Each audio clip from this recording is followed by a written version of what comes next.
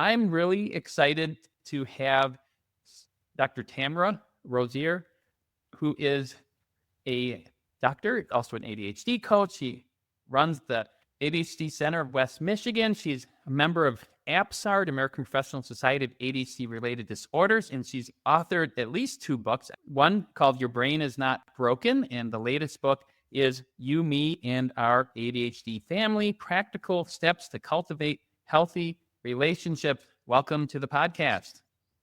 Hey, it's good to be here. Thanks for having me. I appreciate it. Is this my second time?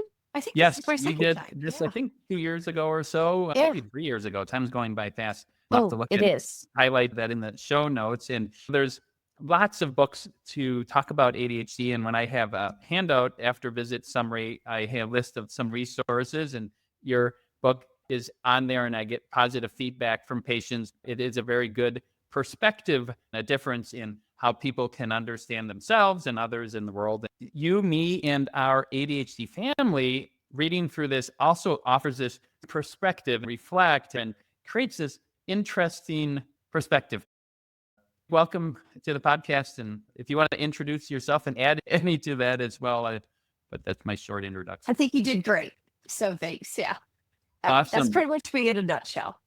And in the first part of the book, this really hits it, and it intends to hit at many emotions, thinking when you were a kid in the beginning at that store and struggling when you were realizing, I just want a happy family. You talk about each person possesses both positive and negative aspects, which they might choose to conceal from the outside world, but reveal to their family.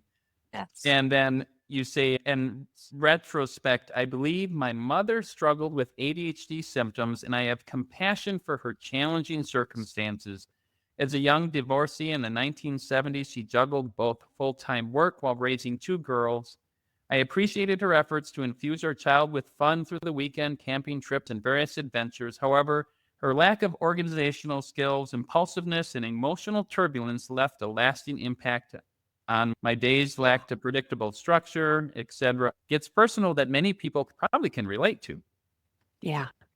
The hardest thing for me growing up was the emotional unpredictability. Which mom was I going to have that day? And I'm old enough, I'm mature enough to go, hey, she wasn't fully grown herself. She didn't know she had ADHD, but the scar it left was real. And she used to scream, and it was a hard thing. And let me be clear, people have experienced harder things, but I open up with that vignette. That was a risky moment for me because I don't like to talk all that much about my past experience, but I wanted the reader to understand that I had parents who thought they were being supportive who are actually detrimental to my development. And that's really why I wrote the book, because I see this in the work I do. I see parents wanting to do right by their kids, and ADHD gets in the way. And so that is the premise. I was interviewed by another, they really wanted me to throw dirt, to be angry at my parents, I I talk about later how eventually they both disowned me in different ways. But I am not sorry about that. That was part of my journey. And I was wounded in certain ways so that I could help other people better. I'm not mad at them. I don't hold it against them. They were doing a great job, but I also think they were doing what they could. Yeah, that's, Yeah, and I agree. And I don't bring that up to throw dirt on your mom in perspective. And that's yeah, part of that is to understanding. And I think so much often gets brought up about in therapy, like people talk about trauma, and then there's that yeah, explaining and going through life and all of these experiences. And not that to minimize it, but sometimes putting somebody's perspective, and a lot of what I like to do on the podcast is not just give medical information about chronic pain and overlapping syndromes, but it's actually hearing stories and narratives and perspective taking. And the more you start to hear stories as you've worked with many people coaching and hearing these stories that you wanted to bring that out. There's a certain validation to these. And quite honestly, there's Yeah. people like your mom who might be coming at age 75 to see somebody like Dr. Lenz who's finally getting Yeah. recognized. And now they have to Yeah. look back at Yeah. challenges they had and wish they could have maybe done differently. And Yeah. Yeah. It's always risky to write about personal things because people play over their personal experiences. Like the podcast I was being interviewed on, was, you should not just forgive your parents like that. And I'm like, that's my journey, right? I Forgiveness is for me. It's how I live. However, I knew, Michael, that I did not want to push this forward in my family. I did not. Now, let's be clear. My kids are adults. They made it. They're safe. And what I mean by that is they're fully functioning humans. And by the grace of God, that happened. Okay. And I might have done some things right, but I did a lot of things wrong on the way. And so my kids have paid for my ADHD sometimes. The late pickups, the, oh my gosh, can you just make lunch yourself kind of stuff. But the thing I did differently is I parented for the relationship. So I knew I would fail in the executive function areas, but I kept wanting to parent for having healthy relationships. And I can say that it hasn't always been perfect, but my kids and I have good, solid relationships. And as adults, we still spend time together and we just enjoy each other. And we're just a whole bunch of idiots when we get together and joking, and it's a lot of fun. yeah, and I agree about that forgiveness part of things. It's also comes from a faith background where I don't know if you realize we're not perfect, and if that's a little bit of pride to say that everybody there's not one perfect person out there that doesn't need to. No. And you know what? This is very unpopular to say, and I've had people call me up on it and say certain people don't deserve grace. And I'm like, me giving grace, that's about me. That's about who I want to be. And it's this book that we're talking about is really about who do you want to be for your family? So it's not just for parents, it's for anytime you find yourself in a family. Who do you want to be in your family? I pointed out to a client yesterday, she is such a good person. She's so kind. She's quick to ask me how I'm doing and quick to actually care. But even if her dad asks her a question, she will light into him and rip him apart. I'm like, hey, how about you use some of that kindness on your dad? What would that look like? Yeah, and it's often that permission to sometimes behave your worst when you're in a relationship, and there's these create Yeah, these unique dynamics, and sadly that offers that perspective. What can I have? And instead of blaming somebody for having a different perspective, taking right. a cute thing that you shared here in the beginning was, if I could go back to that moment and tell your younger version of you four essential insights. One Yeah. was, you have ADHD, which makes managing all this overwhelming and challenging. Your barefoot daughter has ADHD.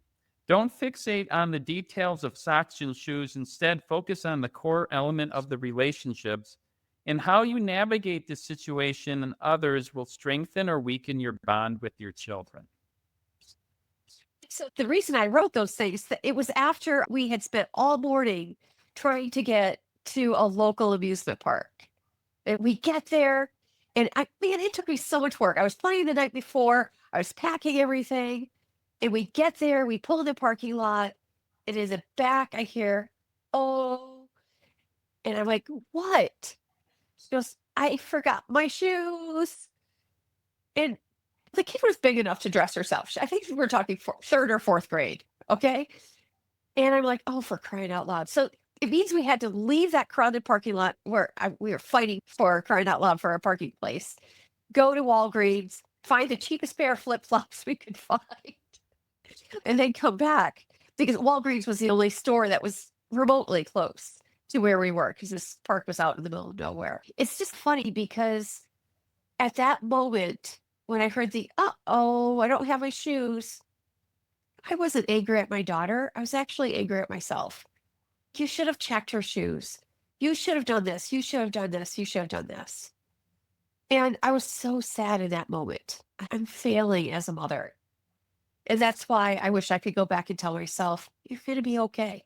Focus on the big stuff. Focus on the relationship. And that's what the rest of the book is about. Yeah, good reframing and offering that perspective. And you did, as you talk about trying to, the hyperarousal, trying to have that middle ground of Yeah. zone of good regulation. What is that zone called again? Yeah. Window of tolerance. Yeah. So the first half of the book is really about what do you do with yourself to be a good family member? What do you do with yourself? Because stop looking at your family members to be good people. You be the good person first. And Yeah. the first chapter is called Welcome to the Goat Rodeo, because I think being in ADHD families or families affected by ADHD, it's a goat rodeo. And I think you know this. Like, it's just a lot of chaos, a lot of emotional up and downs. And by the way, I've never been to a goat rodeo, but it's what I imagine a goat rodeo to be. The goats can't really be tamed. So that's my imagination. But then we go into who do you need to be in your family? How do you balance yourself? How do you find that window of tolerance? And the last chapter of the first part is, are you a safe person? Because not all of us are safe people in our family. And I go through, are you a safe person? What does it look like to be a safe person? So the second part is, now how do we do the relationship stuff? So did you say sane as in mentally okay or safe? What do you mean by Safe. Sorry, safe? Okay. I'm recovering from a cold. Yeah. Making sure. Safe. Are you a Yeah. safe person? Yes. And that's what I thought. But there's some overlap, like saying, are you emotionally regulated? And You know what? I am so glad you caught that, because I don't want your listeners to go, what is she Well, doing no. in this book? no, but safe and comfortable and allowing somebody to make a mistake, forgetting their shoes. And if you're in a Yeah. zone of regulation, okay, Yeah. let's think about it. Can't change the thing. Yelling at her will destroy the rest of the day. He will Yeah. feel terrible. She won't enjoy the park, and the rejection sensitive dysphoria kicks in, Right. and it will create a bad relationship potentially between you. Yet, what does that instill with her? Someday she might be parenting her child who might have a similar thing, and she has had modeled that things happen.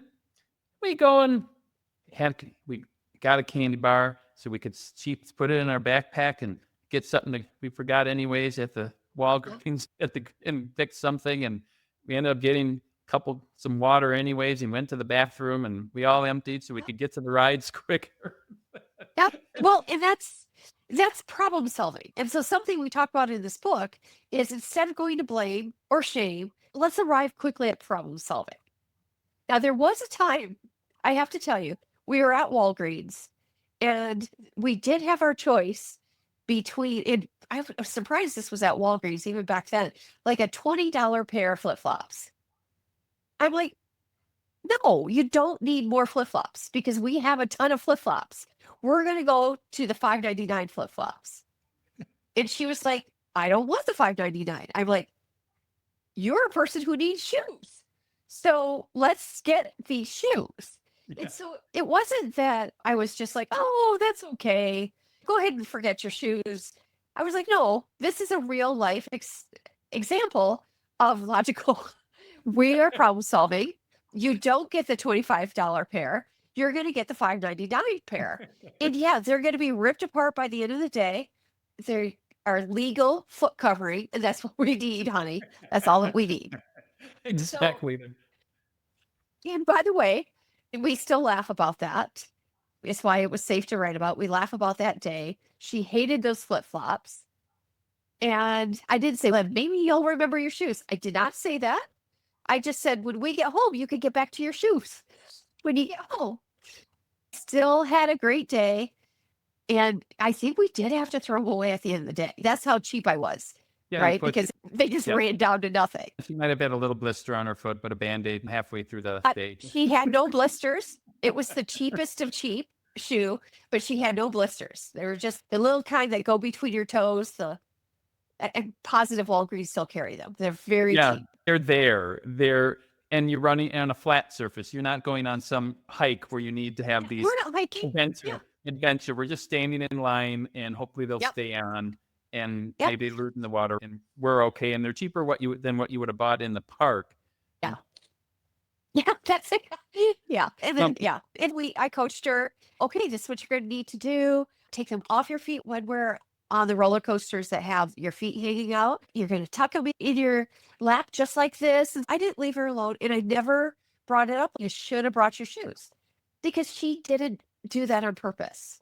And this goes into one of the things I underlined here in your book. It's essential for non-ADHD family members to remember that ADHD symptoms are not character traits. Instead of Yeah. labeling a family member as irresponsible, try to understand that their forgetfulness and lack of follow-through are symptoms of ADHD.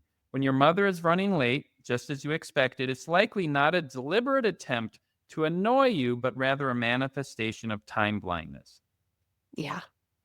And that's my hope in families that we start to give each other a break. Now, there is never any reason anyone should, just because I have ADHD and I might be emotionally dysregulated, there's never any reason to tear down another human, period. I don't care what diagnosis you have, that's poor behavior. You need to fix it. Now, does my ADHD sometimes, Michael, I just did it today. So I'm trying to leave the house. It's taking all of my effort to leave the house today. A lot of executive function. And my husband's, oh, I'm so glad this weekend I'm going to set up the deck. And I turned to him, I'm like, what are you talking about? I have to paint the deck first. I pretty much said, buddy, that's the stupidest thing you could say to me right now. That was my tone. Okay, not a great moment for the hamster there, right? And he's, oh, what? And I'm like, I'm sorry. I'm trying to get out of the house. I just need to get out of the house. And then later in the day, I texted, hey, I'm sorry about my intense tone. I was really trying to focus and you caught me off guard. See, I needed to apologize. I don't like apologizing, but my behavior requires it. Yeah. Right? Now, was it a small slight? Yeah, it was a small slight. I need to own it. And I really hope he understands that I was using all the executive function just to try to leave. And if your listeners are listening, for me, it takes so much of my executive function to go, okay, did I take my supplements? Did I eat breakfast? Do I have something for lunch? By the way, I did end up getting that. Do I have all these things? Even though I set it out on the counter, by the way, I still forgot it. So we have to be it's so kind to one another to go, thanks for the apology. This is what I hope my husband does and continues to do. Thanks for the apology. I saw that you were trying hard. Yeah, what a great modeling of those things and how you walk through those challenges. Can you talk about in your book detailing this, the hyperarousal and the hypoarousal and that zone of tolerance? If you can walk through some of those, obviously you go through those, but I think it's a good framework for Yeah. having a perspective that many people who may be listening who have untreated ADHD don't even know that, or if they have treated but still struggling Yeah. with managing. Can you walk through that a little bit? Absolutely. So I did not design this theory. This is a theory it's not even new and sexy, but it really applies to those of us with ADHD. It's called window of tolerance. Your listeners can look it up. I write about it. I think I spent a whole chapter on it in my book, maybe even a chapter and a half, because it's such a big concept. So imagine you have a window and your clients are going to think of a real window. The window tolerance is talking more about a space, but if you're picturing a real window, that's just fine. Okay. In this real window, this is your space where you're relaxed, you're alert, and you're focusing, but you're just who you want to be. The problem is when we get out of our window of tolerance. So above our window of tolerance is hyperarousal. Oh, was Tamara hyper aroused to try to get out of her house? Yes, if you're going to be all stickler about this, yes, I was in hyper arousal because I was hurrying around trying to get out of the house on time. And what hyper arousal is, it's a state of agitation. And it's a state of us trying to hurry, rush. We're quicker to anger. You saw that in that example. We're quick to respond emotionally. Hyperarousal is it when our brain is actually thinking fight or flight. In this case, fight, right? Below that window of tolerance. So remember, let's go back to the window of tolerance. That's where you're just like, I'm just my coolest self here. This is who I want to be. Below the window of tolerance is hypoarousal. Hypo meaning without. And a lot of us go into that with ADHD. And so hypoarousal is when you're just kind of stuck. By the way, this is also a fight or flight response. It's more flight, freeze. It could even be appease, right? Appease could actually be in hyper or hypo. So below the window of tolerance, those are the times when you're stuck on the couch and you feel like the couch has a gravitational pull and your phone is like glued to your hand and the other finger is just swishing up and you're just scrolling, scrolling, scrolling. That's an example of hypoarousal. That means I just got too overwhelmed and I'm shutting down. Now, this for working with your patients, those of us with ADHD have a very small window of tolerance. Whoopsies, that means we can go to hyper arousal very easily or hypo arousal very easily. So, our goal when we're working in this context, when we're working with our family members, we try to be in the window of tolerance when we're with the people we love. Now, my husband caught me in a time when I wasn't in the window of tolerance. And I responded I wasn't in the window of tolerance.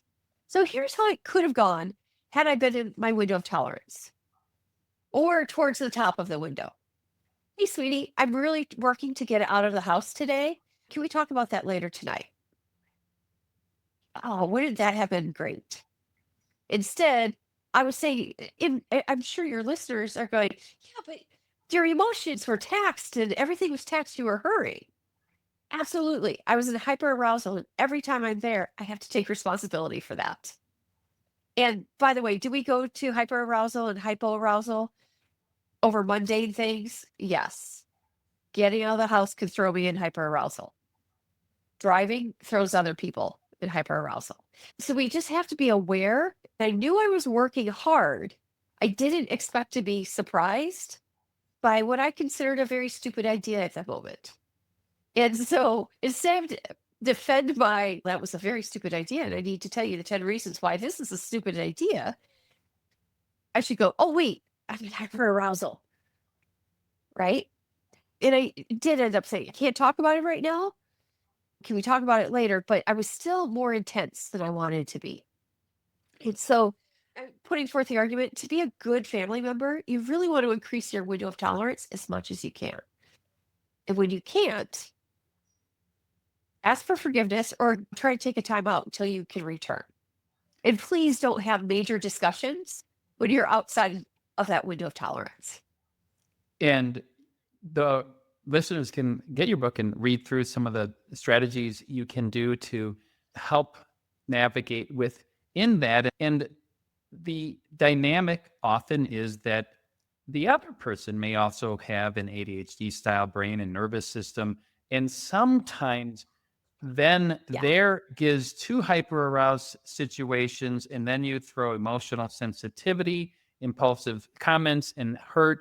And suddenly there isn't ever a time to get this. Multiply that time many efforts, and sometimes it's causes long-term problems, and just There you recognizing go. these aspects and having that. And that's so important to start this. And I use analogy with coming up with new analogies, but for many families that I work with, multiple people have often they're coming to me and realizing, holy cow, we all had ADHD, and I'm the first one entering the system and trying to Yep. help. And I said, you're like thrown overboard. You're in a bad lake or ocean, waves are crashing, and you're just trying to keep everybody from drowning. And you're treading water, you got a kid in each arm, and you're trying to hold them up. And I'm like, hopefully I can give you a really good life jacket to at least help you keep that above, even while they're struggling. You cannot Yep. be on that hyper aroused state, and do your best to help manage those. Yeah. One of the transitioning here, one of the Just before you move on, I just want to add, in your case, medication helps widen the window. There's other things, but an easy thing to do is medication can widen that window within a day. yes, which is when people first get on medications, that often changes a perspective and it can help. And often they learn more, understanding ADHD and sometimes overlapping autism and other issues.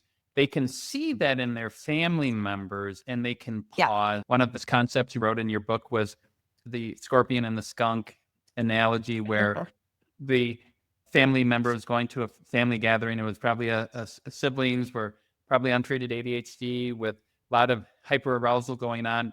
And she can seen some Yeah. skunky behavior and realized, yep, I'm just going to take the kids to the park, and recognizing that isn't going to be constructive and in an argument. And that's where, when somebody is having some sometimes intense and outright mean, not Yeah. trivial things, but really barbs that could be really considered abusive, yet to be able to walk away and have the self strength to walk away, that they aren't so worn down and they have such severe Yeah. rejection sensitive dysphoria, that self awareness, that's so much in pausing and understanding. Maybe we'll get back to that if we have time. One of the other neat concepts you talk about that is contrary to what often is talked about in Disney movies, and that is follow your feelings. You just follow your feelings. But what do you have to say about that? Yeah, I do have a chapter on emotional errors that we make. And those of us with ADHD, we have big emotions. And a lot of times, our big emotions are messengers. So we don't want to ignore them. We want to ask, hey, what is this emotion telling us? But a couple of mistakes that we make, and there, I think I outlined 7. I had more. I'm like, all right, I've got to edit this down. But one of the errors we make is, first of all, not feeling our feelings. I'm just not going to feel it. Another error that we make is, I'm only going to feel the happy feelings. I don't want to feel the negative feelings. One of the other errors that we make is, you know what? I think I'm depressed because I'm not feeling my big emotions lately. No, you're just kind of living, maybe your meds are working and you're just kind of living a good life. The one you alluded to is, you know what? I'm going to follow every feeling. And I have to tell you, when I wrote this part, one of my daughters said, I just don't know if I agree with you. I think everyone should follow their feelings. And we're like, really? Walk me through this. If you have a feeling, you should follow it. If we follow every feeling, that's like going into the woods and following every woodland creature to their den. And there's so many woodland creatures, you can't even follow them all. No, we say, and so I said to her, so you say, Chipmunk, are you here to tell me a message? If not, go on your way, Chipmunk. Oh, buddy, I see you're here. What representing? Okay, good. Oh, there's a deer. And so instead of it, we acknowledge our emotions, but we certainly don't do what I think the American dream is wound up in this of follow your dream. And that's kind of code for follow your emotions. Like, we love the movies like Rudy. That's a super old movie, but you get the idea of the underdog following his heart because he really wanted to play whatever sport was very important to him. We're a sucker for those movies, but it's a trap for those of us with an ADHD to fall in and fall in love with our feelings. So here's what falling in love with my feelings could feel like today. Trying to leave the house. Anyway, my husband asks, or he says something that he thinks is fairly innocuous.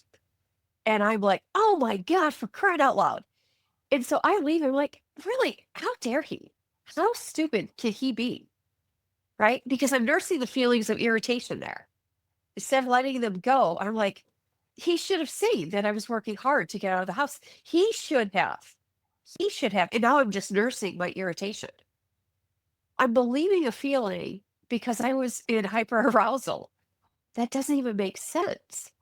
That feeling was a sense of surprise. Oh, I didn't expect this conversation right now. And I responded like by swatting it away. I have to leave it at that and not nurse it too. See, he always does this, right? That's how we get in trouble in relationships. So, no, we don't believe every emotion that comes across. Sometimes my clients who I work with will come up and go, I was really hurt and they owe me an apology. And you've read the book, so you know how I feel about that statement. We talk about that later in the book. But like, is there any other way to see this? Is there any other way to feel about this? Nope. I'm hurt. Oh, okay. What do you want to do with that hurt? And they're like, what do you mean? I'm like, listen to me. You're clutching on to that. And you can't really do anything about it until you want to until you reach problem solving. So what do you have to do with the feeling of hurt? You can feel it. What do you have to do with that to get to problem solving? Oh, because right now you want a pound of flesh. By the way, younger generations don't know what that means. So I'll explain it for your listener in case you have a young listenership. Pound of flesh means I want revenge. I want people to pay in some way retribution for hurting me. Yeah. And it has so many other aspects sometimes when people are following feelings, and so often in a relationship, right? In a romantic relationship, there can be Yeah. feelings that can go up and down. And very often, as I was talking to a patient of mine, and she was talking about how she is in the last 4 years has recognized that she has ADHD and autism and co-occurring chronic pain syndromes. And she's been in a relationship preceding that, and she's had many relationships. And now she's looking back at many relationships that she's stuck with for much longer than she would have, partly because of managing and dynamics, and didn't understand and didn't have Uh, that tolerance for stuff and following yeah. things that might in beginning. And many people often have a romantic feeling for somebody who might have a similar ADHD, call it fun, spontaneous, but not recognize the impulsivity, not the planning, and then getting into the Yep. day-to-day kind of things. And now, how do we get through this? And it can, moving forward, it's you don't always want to trust your feelings. You have to have some other things to think, especially in that romantic relationship. And part of that, Yeah. and have early in relationships, be able to pause and have these reflections would be so helpful for somebody who's reading this book to be talking about this and thinking about this when they're dating, to know about relationships and following feelings. In the modern Yeah. American Western ideas, you should base all of your life partner, your marriage Right. decisions on feelings, and Yeah. that can create problems. I love that you gave that example because later on in the book, I talk about empathy and how empathy for those of us with ADHD can be misused. So I would even wonder, is she staying in certain relationships out of misguided empathy? Gosh, I sure feel sorry for this guy. He's struggling. And that means I'm going to stay in a relationship with him. And that's a hard place to be too. Yeah, following our emotions, the empathy that, is misguided, those are things that make being in relationships really hard for us. And I asked one last question of her. I said, hey, I'm going to be interviewing you. I encouraged her to get your book. And I said, do you have any questions for her? And she paused and she said, what would she say for somebody who's in this situation now, what to do about it? And it's apparent that their partner probably has ADHD, but doesn't feel they have ADHD and have these Yeah. kind of things.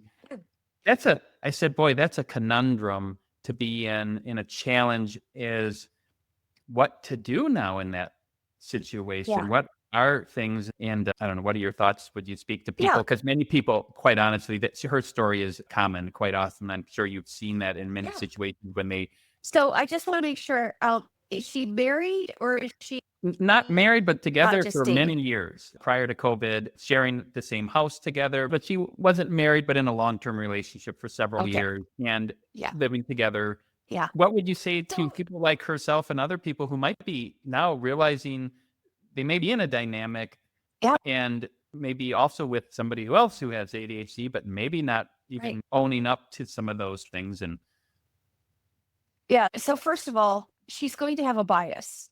And you know this what this bias is called is sunken cost theory. And it's where you're like, I've already invested so much time in this relationship. So she really will want to work with an ADHD coach or an ADHD informed therapist on this because this is going to be hard. But here's the path I would take. First of all, the eventual question you have to answer is this relationship working for me? But guess what? You can't answer that question yet. There's too much clutter. So if I were working with you, I'd say, let's go back to the basics. What do you value? Who do you want to be? And what kind of person do you want to be with? And what would you want the relationship to look like? And just go back to an ideal sense and then describe what is right now and really work through, are you being the person you want to be? Because we can control that one easy. It's not easy. I should have been flippant, but we can control that one. So before we start changing other things, what about yourself? Do you want to change?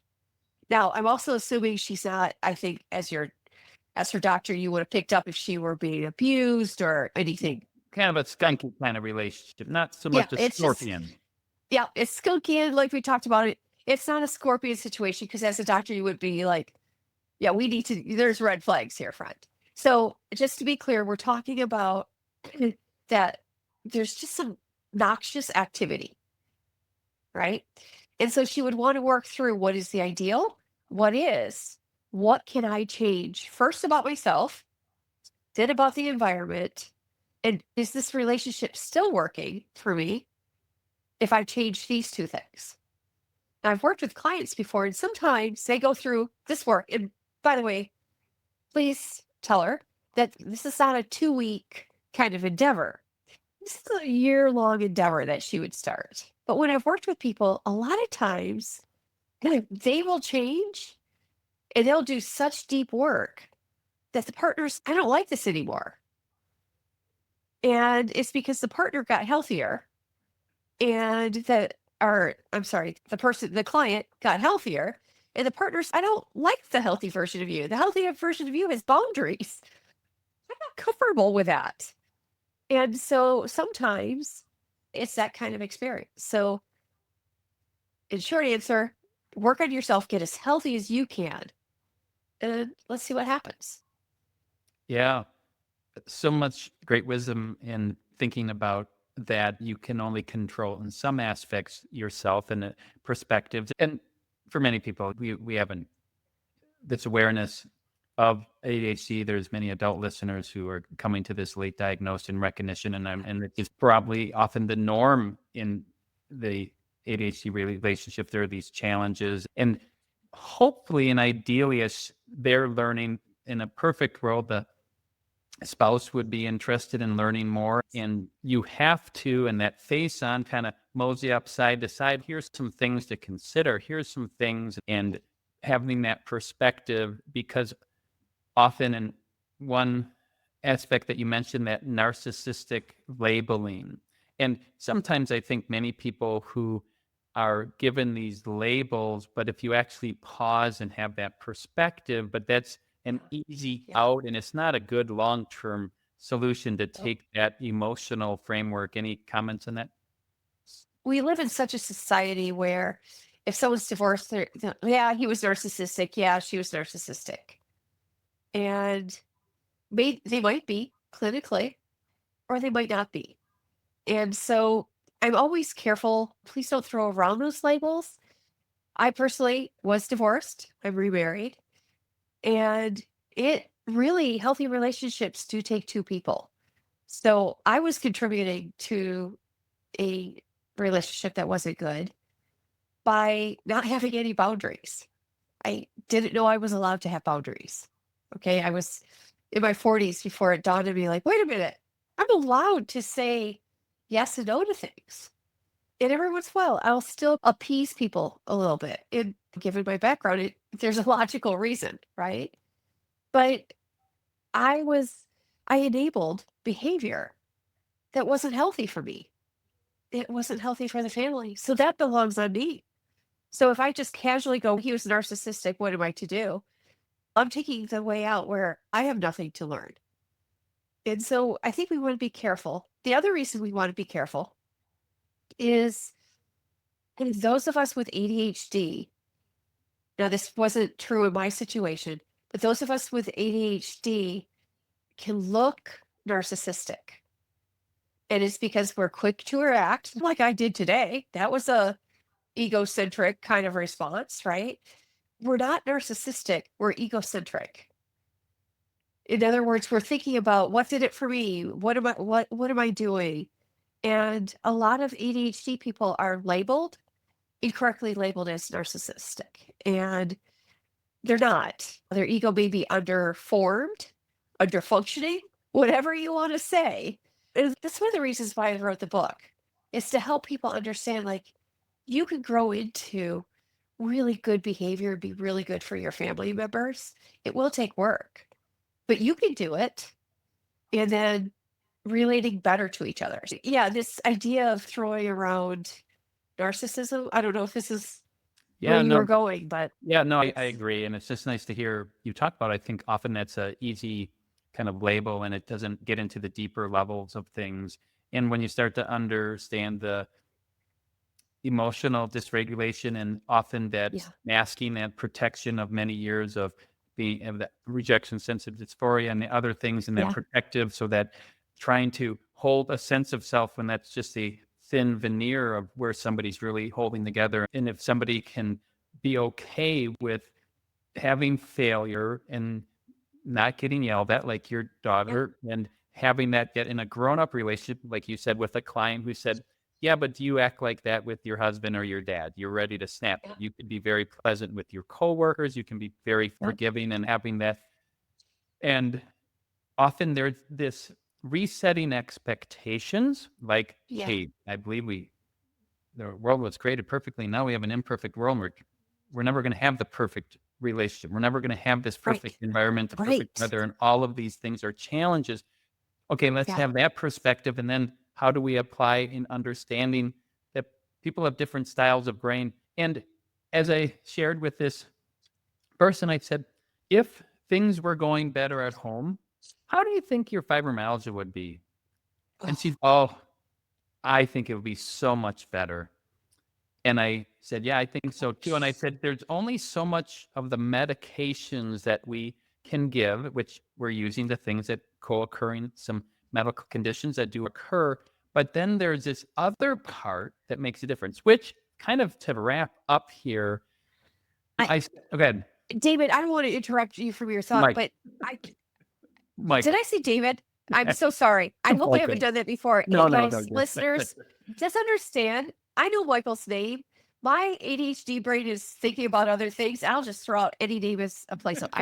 Thank you for just saying it immediately. I don't want to miss, though, what you just said in that beautiful moment of really appreciating your body and your brain and your spirit are woven. And so the environment, I just love what you do as an MD, because you see the whole person and what a gift you are to her. Because you're not saying, hey, lady, this is in your head, get over it. You're saying, this is all woven together. And I love the respect that you gave to her and gently saying, it's time to do other healing too. So I didn't want you to gloss over that. That is a big stinking deal. I hope you don't edit it out, because that was a wonderful doctor patient moment. Yeah, thank you. And that kind of segues in as we finish up from our conversation here today. One of the options in it, going through this, I said, I think it would be really helpful. And she wondered about ADHD coaching. And I said, I know this ADHD Center of West Michigan. I know people there. And Tamara Rosier has that and other people that work there and other ADHD coaching, and or if there's a therapist, and there's a therapist one of my patients found who's both autistic and ADHD, and trying to understand these perspectives. Not every therapist is informed from Yeah. having that dynamic, wasn't trained in that perspective. Talk about what the ADHD Center of West Michigan does, and just generally, who are the type of people who would benefit from this, and what are the things that you guys do there to help, Yeah. and other ADHD coaches in general? Yeah. I'm really trying to create wraparound services so that our clients don't have to piece together support. In other words, at the ADHD Center, we have ADHD coaches. And by the way, we're in a team. So we talk, we, if we're like, hey, I'm not the right person for you, here's someone on our team, though, who I believe is a great fit. And so we have all kinds of coaches. We have relationship coaches, medication education coach. So you don't need it if you they see you, but other doctors don't know a lot, maybe when they treat ADHD. If you want some inside baseball, she helps. I have excellent coaches who can help, and coaches can coach all over the world. There's no licensure that would stop them. However, therapists, I have incredible therapists. Right now, they are only licensed in Michigan, but we have specialists who do the ADHD and. So you come to the center, you have ADHD, oh, and you have autism. See this person. And we have coaches who specialize in that. Um, I forgot to say, we also have an ADHD academic coach who's just phenomenal. Our therapists are OCD and ADHD because that overlap is very significant. We have eating disorder, a therapist for eating disorder and ADHD. So we have an incredible team. We have an educational therapist. We have a speech language pathologist who can help with executive functions and also talking with schools. She is incredibly, I call her the Swiss Army knife of our center. She can do so many things. So I have an amazing team. You can tell I get very excited. I just hired, again, sorry folks, this is only for Michigan. I just hired a nurse practitioner who is just so brilliant, and she's working, assessing and treating her patients with ADHD. So, yeah, thanks for asking. And you can tell I get very excited. I'm so proud of this team. The whole ethos of the ADHD Center is to treat people well. And a lot of times we come alongside people when they're at their lowest, and we want to represent hope and hospitality to them. Awesome. And what is ADHD coaching, and how might that be different? Because you do ADHD coaching with, Yeah. is it people from around the world could access? How is that different from what people who may have been through therapy? Many people who with Yeah. ADHD have been through therapy for years before they even got diagnosed. How is that coaching different? Yeah. All ADHD coaches have had this experience. They've had at least one client say, wow, I have been through so many years of therapy, and yet I'm getting more out of this. That's not to put therapists down, it's to say that coaching is different. So if we're coaching, and I'm an ADHD trained coach, it means I'm aware of the emotional errors that you're going to make, and I'm going to help you question those errors. I'm like, oh, hold up, you just said that. Now, is that what you, and I'll ask some questions to get you thinking differently about that. But then even more, ADHD coaching is forward focused. I'm not trying to go back and work through trauma. I'm not doing a therapeutical. I just made up a name. How embarrassing. A therapeutic approach. Instead, I'm saying, hey, what are you bringing? And how do we want to work through this together? And so coaches walk through, problem solve. It's a different vibe than therapy. Now, ADHD trained coaches do have to work with the emotions because those of us with ADHD have big emotions, but it's a forward focusing type of thing. We don't want to sit and rehash everything that happened. We want to do, okay, now what? Now, sometimes I will refer out if a person's anxiety is getting in the way of their daily function. I will refer out to a therapist who specializes in ADHD plus anxiety. Yeah.